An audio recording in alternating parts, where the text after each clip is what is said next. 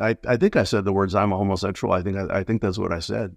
And by that time, I had been stealing the centerfold out of Playgirl magazine every month.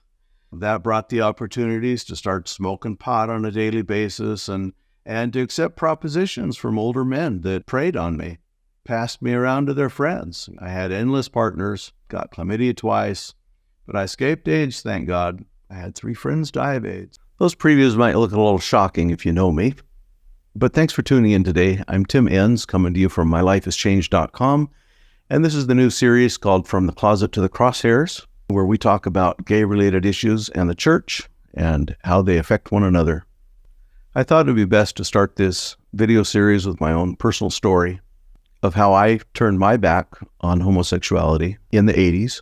In my case, my homosexual temptations and thoughts go all the way back to 3 or 4 years old. I had this little friend that lived across the street from us. It was the 60s. People let their kids run outside and run across the street and go in and out of all the neighbors' houses. Everybody let their kids run around unrestrained and without worrying about them. I would go across the street to this friend's house, and his older brother would block off the view of the windows, put sheets and towels and stuff over the garage windows. My friend would go up on the workbench in the garage and begin to strip off his clothes and dance and, sing and dance and, strip bare naked and dance some more, dance naked and stuff. And these little games went on for they went on for a long time. I mean, I was awful little. I don't remember how long, but I just know that it happened several times.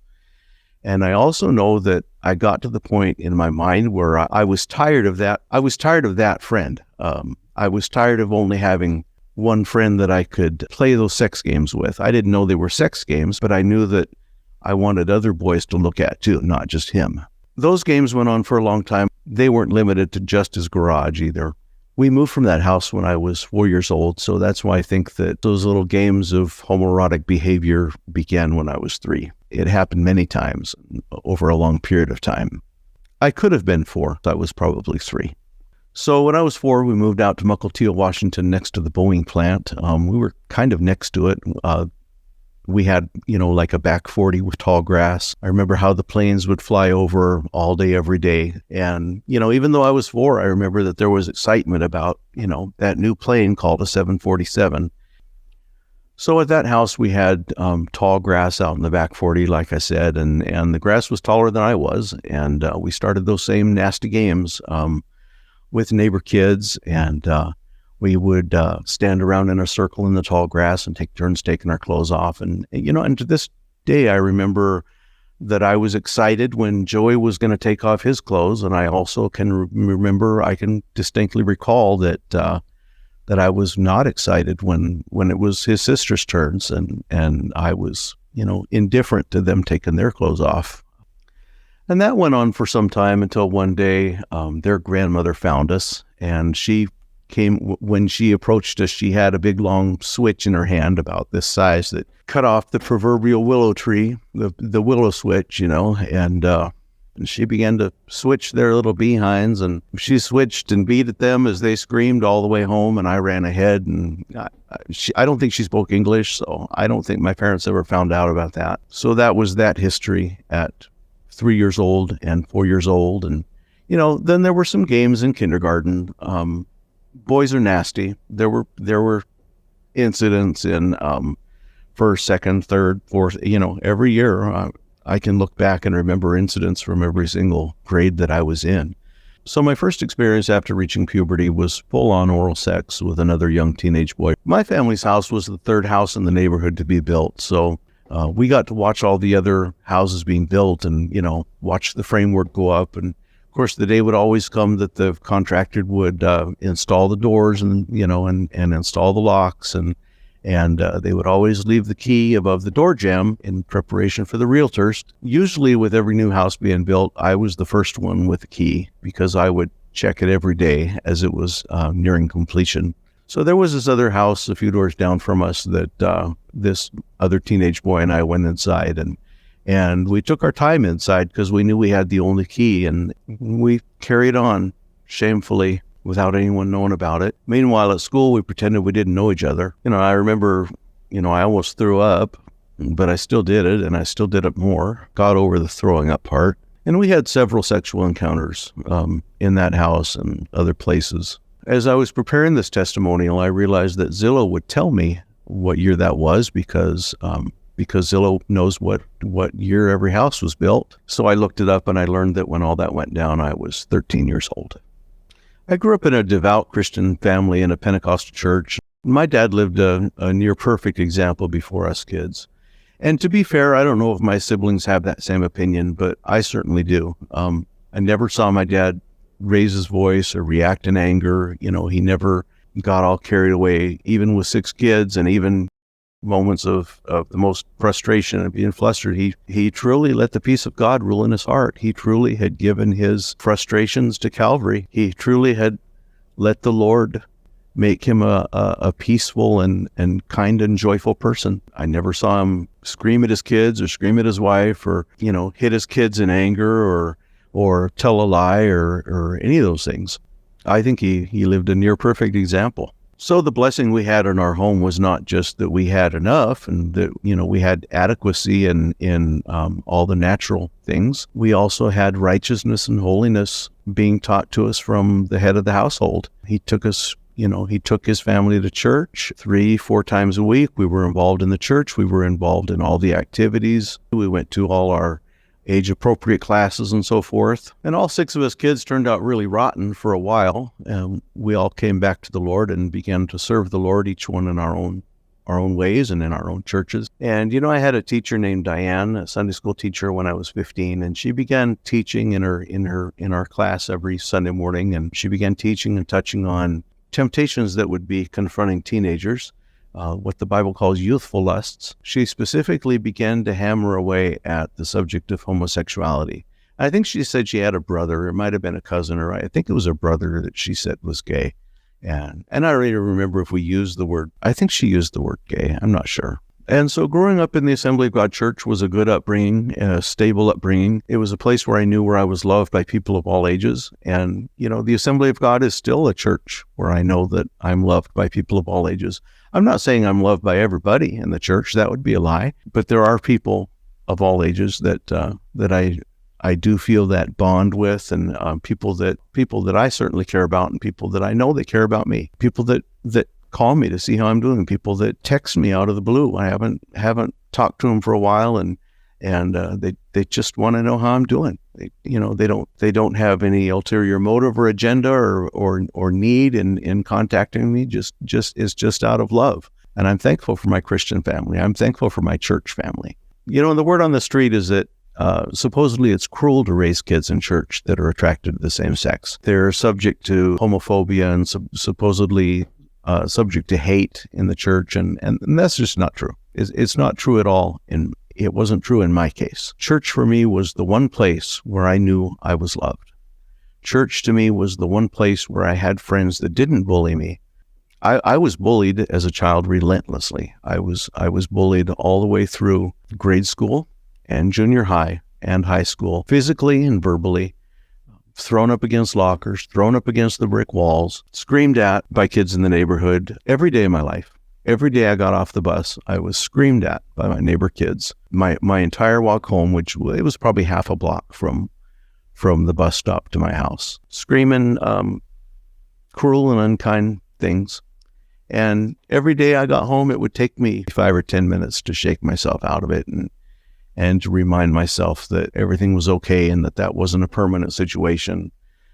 Basically, I couldn't wait to grow up and get out of the house and go my own way, get away from that town and get away from the people I knew growing up in high school and stuff. Church was the one place where I knew I wouldn't be bullied. Church was the one place that was a place of protection from the world and its cruelty. The cruelty of the neighborhood I grew up in, the school I went to, the whole 9 yards. Sometimes I see, like in YouTube comments and stuff, I saw somebody write recently, what a drag it would be to have to live in the olden days and have to go to church. It's not like that when you're a kid in church, if you're in the right kind of church. Church is fun for children, or church should be fun for children. It was in my case, and it was true as a teenager. I had a great teenage life in church. So growing up in church for kids that are attracted to the same sex, it's not inflicting damage on their psyche. it's helpful. If it's a place where they can reach out to God and where God will reach out to them, it's definitely the best place for them. Yeah, it was a great place, and it was a great upbringing. And we had summer camps every year, and youth camps and campouts in the mud, in the Western Washington mud, cooked on the fires and stuff once, twice, 3 times every year. I don't have one single memory, all the years of church, all the years of childhood and adolescence, that I don't have one single negative memory. And I can honestly say that it was my church life, it was our family's church life that kept me as a teenager from becoming suicidal. And because I did begin to fall in love with the Lord when I was about 12, when I was baptized in the Holy Spirit, my life completely changed. My Christian life became a completely different animal.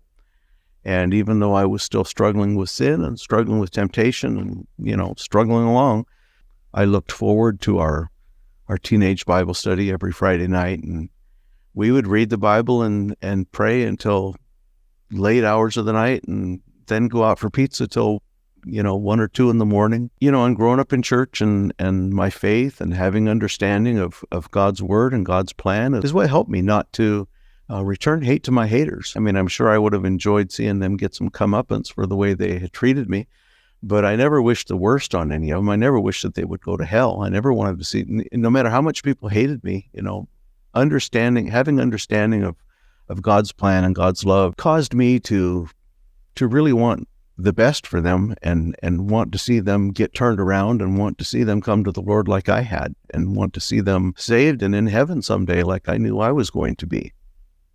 Another thing that never hurt me was going to conversion therapy. I think there's nothing worse on the internet that has a worse rap than conversion therapy. I went to conversion therapy when I was 18. I went voluntarily. I sought it out. It wasn't damaging either. And I'm going to talk about it. It's a lengthy story. I mean, I'm sure it would fill a broadcast, put it that way. I also have things to say about my conversion therapist, because he turned his back on God, went head over heels the other way, and embraced the homosexual lifestyle again. I've got some things to say about his big apology to the LGBT community. Apology for what? He was helpful, and I'm going to lay out specific ways in which I was helped. Show the hypocrisy of his fake apology just to jump on the bandwagon, give forth an apology and make himself feel great about it. It was a helpful place to me and to everybody else that was there in those therapy sessions. We didn't call it that, but he calls it that now that he's turned his back on it. He calls it that. So I'm going to call it that, and I'm going to call him out about it. I went for a year in the 1980s, maybe almost a year. So when I was 15, I had a Sunday school teacher that began to talk and teach on relevant subjects to teens. And she specifically began hammering away at the subject of homosexuality each week. And she knew in her heart, she knew in the back of her mind, she sensed it about me. I mean, I don't want to say the Lord showed her, because I no longer believe that the Lord showed her. I think she was just a sensitive person and had some of it in her family and, felt she understood it. And I think she just felt she wanted to deal with it. But she did, and God used it in the end, regardless of what her motives were. So our church was Pentecostal, as I've stated. And so in our church, our Sunday night services would typically end with everybody going up to the altar to pray together. And we would, generally pray kind of what would be considered today for a long time. We probably prayed at least half an hour all together as a congregation up at the altar and sought God and prayed for each other and prayed for our nation and prayed for our families and prayed for our loved ones and prayed for the sick. And, that was how we spent our Sunday night services after we were all done with the singing and the preaching. And so there was one Sunday night that after she had been teaching this Sunday school for a while, that she was up front praying at the altar. And I began to feel a compulsion to go forward and to go. I felt, what I felt inside was I felt that I needed to go up there and talk to her and tell her everything, feeling so strongly compelled that I felt I must go up to that altar. I have to go up there. I can't put it off any longer. I felt driven and propelled that I needed to make that confession and be prayed for. So, but instead I went the other way. I ran out the back door and went out in the carport. It was one of those moments that was so surreal that I can even remember the conversations that were taking place. There were 2 or 3 other teenagers out there at the moment, and I remember what they were saying. I remember what they were joking about, and I remember that I didn't like the joke because they were people I looked up to, and they were kind of telling a little bit of off-color. It was a little bit dirty, kind of double speak, double entendre. I didn't like that. But anyway, I went back inside because I just knew I needed to. Again, I walked up the aisle and I knelt down next to Diane, the lady, and told her I wanted to talk to her. She said, "What is it?" And I told her, and I think I said the words, "I'm a homosexual." I think that's what I said. And she busted into tears. She threw her arms around me and smothered me in her tears. And she said, "Oh, I know.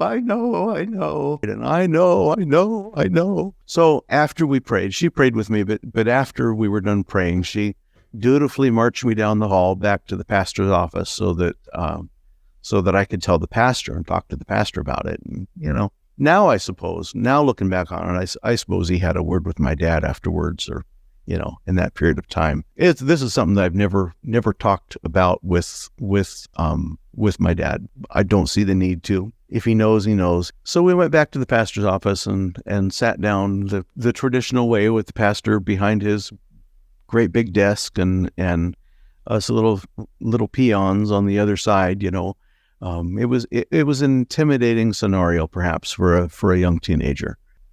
And he asked me, he says, "Here's the difference," he said, "Tim. Have you been involved in the life?" I didn't really know what the words meant. Have you been involved in that lifestyle? I didn't know what that meant. I didn't know that there was such thing as an alternative lifestyle.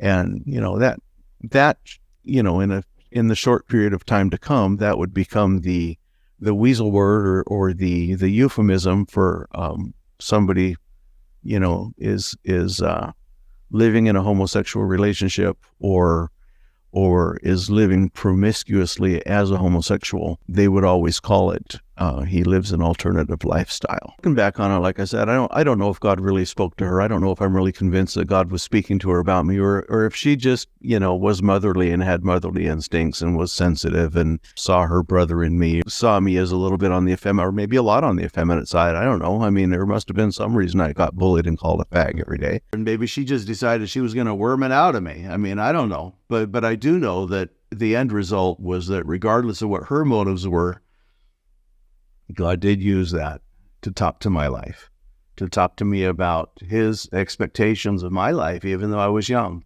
even though I was 15.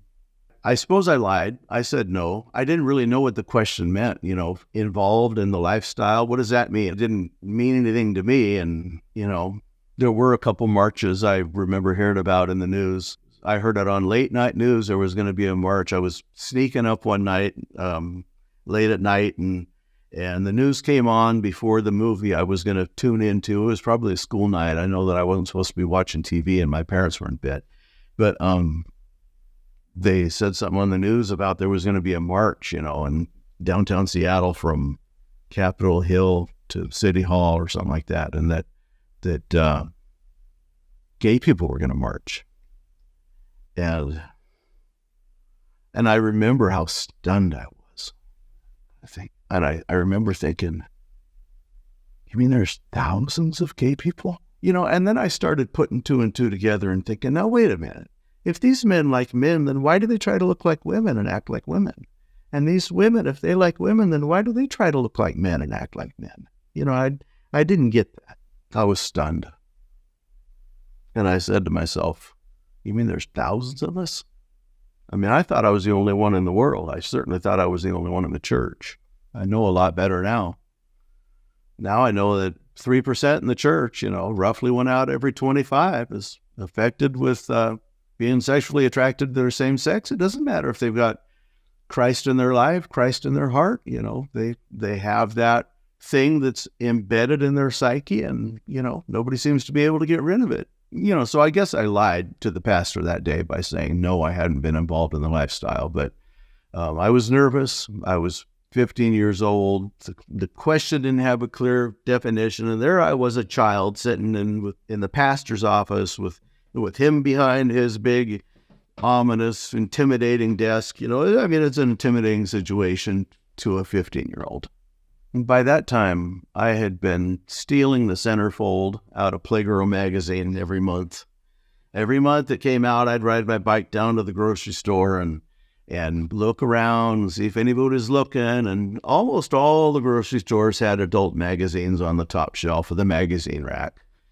And I'd look around and make sure that nobody saw me, and I'd reach for that centerfold and I'd yank it off its staples, because it was 2 prongs up here and 2 prongs down here in the very middle of the magazine, and you could just yank it right out of there. And so, I did that every month. I folded them up, saved them for later, kept them inside of my mattress, not under my mattress, but I was on a bottom bunk and I kept them inside the mattress of the top bunk. I don't know if they ever got found. I never heard about it if they did. I don't think they did. I eventually did get rid of them on my own. Stores didn't have video surveillance back then. Pretty much all grocery stores carried adult magazines, and their video surveillance just didn't exist yet. There were cameras that took a still shot every 20 seconds or something like that, if the store had them, but it just wasn't that big of a problem. So this pastor tore off a corner of a piece of paper off his desk, and he wrote on the paper, he wrote PS 9:9, which means Psalms 9:9. And I think we opened the Bible and he had me read it out loud. Basically, he just told me, that the Bible says that God is our refuge in time of trouble, and that if I had any more homosexual temptations, that for me to look that verse up and to trust the Lord that he was going to deliver me from the temptation. And that was it. That was the very end of his pastoral care for my situation. He washed his hands of the situation, and I never heard another word about it. Never heard another word from him. He sent me on my merry way, having fulfilled his obligation, his duty. But, I really feel like his pastoral care should have gone a little bit further with me. He should have been a little bit more of a man of God. He should have followed up with me 2 or 3 times. He should have prayed with me 2 or 3 times, or at least offered to, even if it was only 2 or 3 minutes, But he didn't. That kind of pastor would come later. That pastor that would follow up with me and stay on my case would come later in life. And she did. She stayed on my case, and she taught me how to pray, and she didn't let up until she had done all she could do to make sure that I was living a victorious Christian life. Not a Christian life of going around defeated. Not a life of being defeated by sin. But the main point is that when I was 15, God dealt with me strongly. And I knew that with the choices that lay before me right around the corner, that I was going to be turning 16, getting a job, getting a car, and I knew that I needed to serve the Lord and remain sexually pure. But I didn't know. Getting a job at Denny's, and that brought the opportunities to start smoking pot on a daily basis and to accept propositions from older men that came into the restaurant and preyed on me and passed me around to their friends. It was 1978, and I was forced out of the closet by my newfound friends at Denny's. I say they forced me out of the closet. Well, they confronted me. Finally, I admitted it. It wasn't really forced, but I was heavily coerced. If I had it all to do over again, I would never have had a coming out. Coming out was, to me, was one of the biggest mistakes I ever made in my life. But the biggest mistake wasn't coming out. The biggest mistake was, making the decision to go that direction and to live a homosexual lifestyle. That sin progressed in my life really fast. I became a deep-seated, deeply entrenched, reckless sex addict. I did give the word promiscuous a real run for its money for 2.5 years between 78 and 81. I had endless partners, got chlamydia twice, but I escaped AIDS, thank God. I had 3 friends die of AIDS. I didn't get AIDS. But AIDS in the 80s was a death sentence. If you got AIDS, you knew that you were most likely going to die the very next time you got a cold or a flu or a virus of any type. It was going to kill you off, going to finish you off. Your body wouldn't have the immunities to fight it.